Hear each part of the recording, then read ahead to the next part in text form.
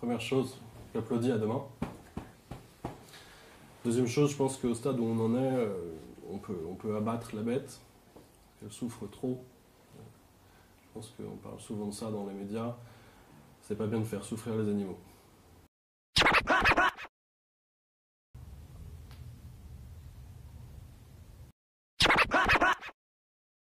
Moi, je suis iPhone parce que par moutonnerie au départ.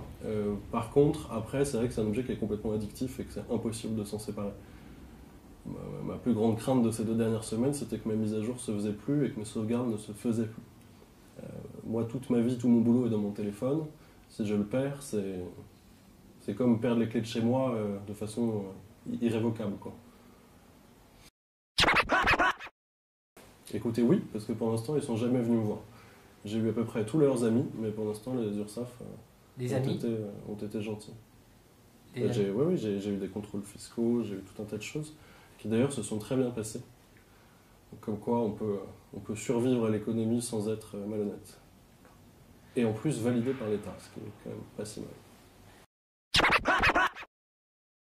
Malheureusement non, parce que pour une fois qu'un homme de gauche nous aurait fait de la publicité, ça aurait été intéressant, mais c'est pas le cas. Quoique je suis mauvaise langue parce que notre ami Montebourg avait fièrement arboré une paire de Colincourt dans le premier numéro du magazine Le Parisien, qui avait fait grand bruit, parce qu'à l'époque il avait posé avec une marinière fabriquée en France. Voilà.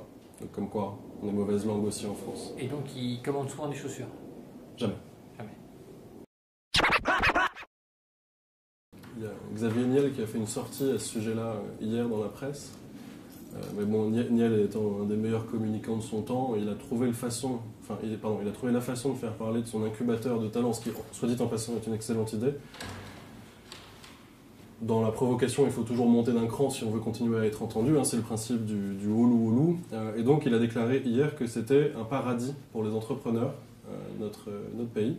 Donc écoutez, moi je suis quelqu'un d'ouvert d'esprit, mais j'aimerais bien qu'il détaille un petit peu.